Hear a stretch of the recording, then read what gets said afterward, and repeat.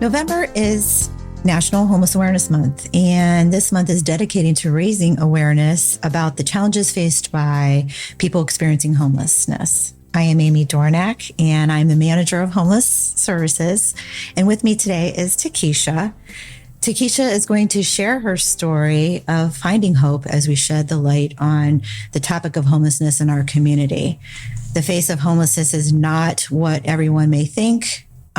We all may be one crisis away from this happening in our lives. And here at CommQuest Family Living Center, we serve families, any combination. We serve mom, dad, and kids, single mom and kids, single dad and kids, couples, 4 adult siblings, even brothers and sisters, adult brothers and sisters, couples with or without children.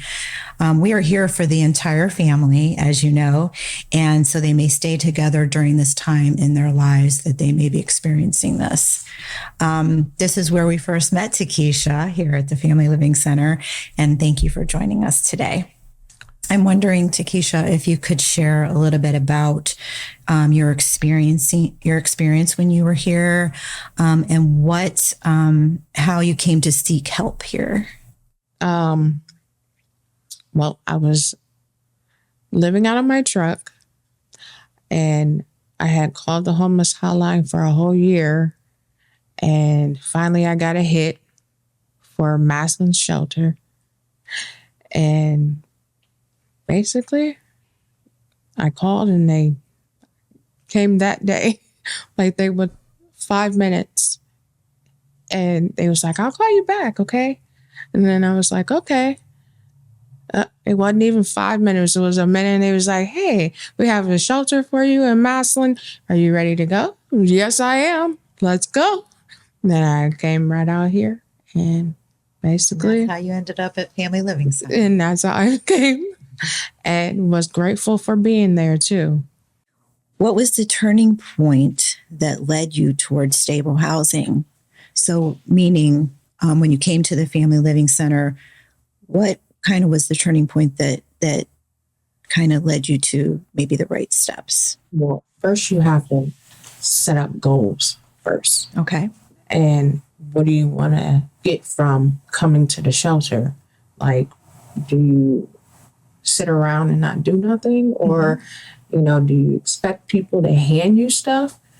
But I wasn't like that. I was like, okay, I have to put forth the effort in order for them to help me. So guys gave me a paper. I called around to see, what places was available, what I can get into, what kind of help I can get. I called around. I got a voucher for housing, and they pay for a year. And from there, I got a better job. And now I'm making the money to be able to keep a roof over my head. So that's what gave me determination. Plus my daughter, you got to do things. You want to keep a roof over your head. You don't want to keep continuing to be homeless. You got to have the determination to go out there and search for it and ask for the help. Don't ever be afraid to ask for help. People will help you. Regardless if you think not, there's options out there. There's plenty of options. You just got to know where to look. So it's the asking for help. It's the asking for help. A lot of people don't want to ask for help because they're scared. Okay, if I ask for help, are you going to take my kids away? Are you going to, am I not going to get the help that I need? What is there to do? I don't want to risk that. So I'm not going to ask for the help. But the key. It's the key. You got to ask. If you don't ask, you don't know. That's very insightful. So what do you think the role the shelter played in your journey? Did the shelter play a role in your journey, the Family Living Center? Yes, it did. I met a lot of great people, a lot of supportive people.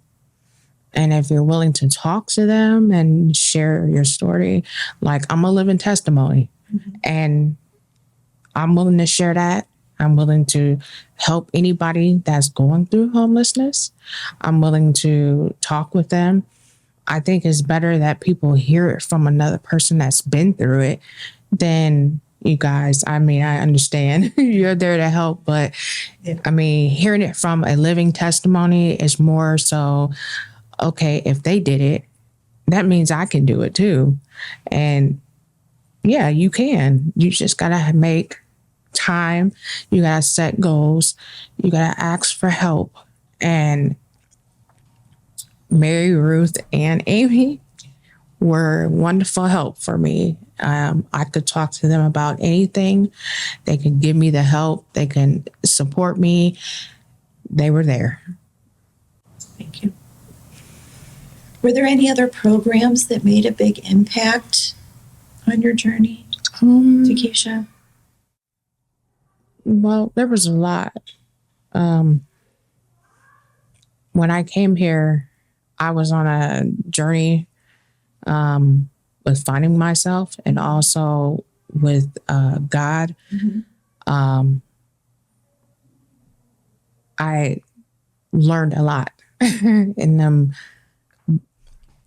couple of months that I was here. A program that I helped with my PTSD because I dealt with a lot of trauma in life. So I was getting, and able to get that, built up, filling out and able to talk and freely and talk about things that, a lot of people don't feel comfortable talking to people. Exactly. So able to get that out is a wonderful feeling. Now I can easily talk to people. I could talk to people before, but it's freely. It's more, you got more confidence that what you're saying is going to get to the necessary people and they can live through it and be able to talk about it themselves. Sure. That's very insightful too. Just being able to know that you are going through programs that can help people, whether it's a behavioral health program, just knowing that you can be able to talk to people and get the help that you need, right? Right. What does stability look like for you today? Having a roof over my head and me and my daughter can able to eat a hot meal. I can make dinner. We can sit at the table and talk about our day and anything that we can change. A stable job where I don't have to worry about living paycheck to paycheck, worried about where my next meal is coming from. We're pretty much happy. She got her own room. I have my own room. We're not sharing anything but the roof. What does that feel like? What does that feel like? That feels space? Wonderful. Not having to go down the halls and run into people. And it feels good. It feels wonderful. I'm so happy that, this next couple of years, I'm going to save up to buy a house. Okay. So I don't have to worry about renting to nobody. So that's some of your goals. Like that was my next question. What are some of the goals that you have to buy a house and for the next phase? Yep.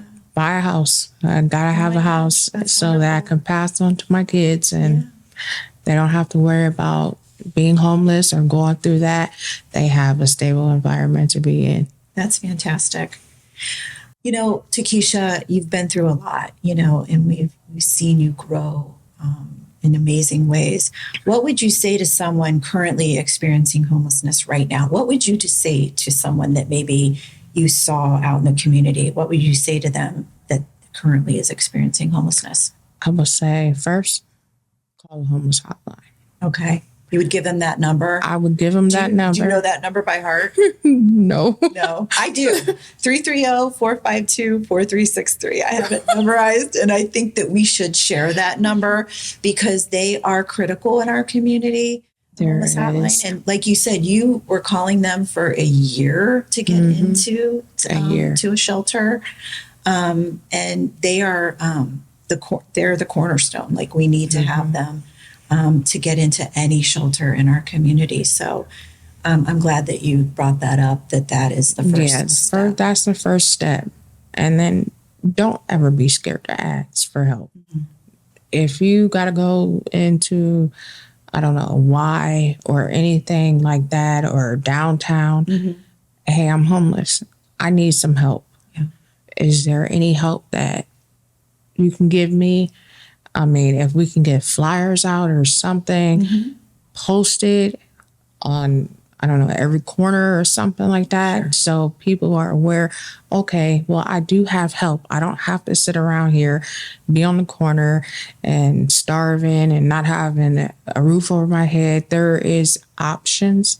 So if we can get that information out, that will help a lot of people. And they don't have to like search. Sure. But they have to do the work now. You can't just wait on somebody to hand you golden ticket. You have to do the work. Okay. You have to say, hey, I really need this. I have kids and we're not eating. I don't have nowhere to go. There's plenty of people that's willing to take that time to say, hey, okay, let me get you some help.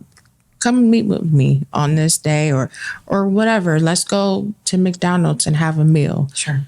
You know, there's a lot of people that's willing to give that effort and that time just to make sure you got a roof over your head. I mean, nobody wants to deal with that. I mean, it's getting cold and it's cold every day. Yeah. So just make sure you meet with someone, go to a nonprofit, go to an agency, sit down with someone. Thank you. How can the community better support people who are trying to rebuild their lives? What can the community do? I think for someone to talk to, that's the main thing, is they need someone to talk to. Because a lot of them is dealing with mental health and dealing with a lot of things that's going on with life. Sure. I mean, you could be the richest person in the world and hit a bump in your life and go straight down. And then you don't have anything and you're homeless. Anybody can go through this. It's not just specifically the poor people, because everybody can hit a snag in your life and just go straight down. It just takes the time to talk. They need the support. People need to know that, okay, if I'm coming to you, am I going to get this support? Are you guys going to be there for me when I really need it? But you got to give them support. That's all they really want, is support. They want to know that, okay, are you really going to be there? A lot of people have skepticals. They're wondering, like, I don't believe that you're going to actually be there for me. Because I've tried this before and nobody was there for me. Yeah. But if you get the right people out there and you're talking about it, and you got people like me that's been through it and actually going to help people, and then you got you, and they're working together to get the information out, well, you get a lot of more trust by homeless people. They'll start trusting you and understanding, okay, they got me. I'm going to be okay. I'm going to get through this and I'm going to live my life again. I'm going to come back up because I have the support system. Yeah. So I'm hearing you say support is key. It's the key. Being there and just having people take notice and, having them not stop, but keep going and really just sit down and talk. Talking is a key. It's a key, because a lot of people don't realize, like, if you don't talk about it, you have a lot of built up aggression and anger inside of you. So once you release that, you feel so much better. And it's like, wow, that's a chip off my shoulder. Now I can really live, because now they heard what I had to say and now they're giving me insight And now I can actually share what I've been through. They share what they've been through. Now we can come together and make a difference. Sure. So That's really insightful too. What is one thing we didn't ask, but you would want our community to know about you?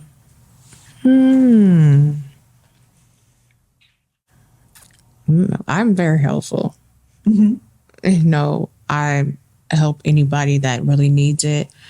I kind of go out my way to give information because I know where I've been. I know basically how people react to the different things that I put out there. So it's like,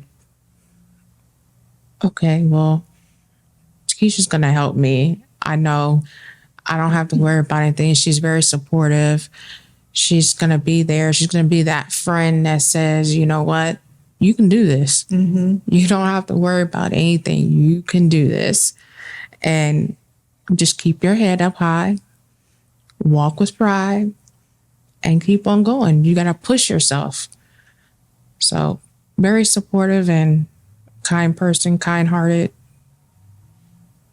Basically, that's just me. I'm just bubbly.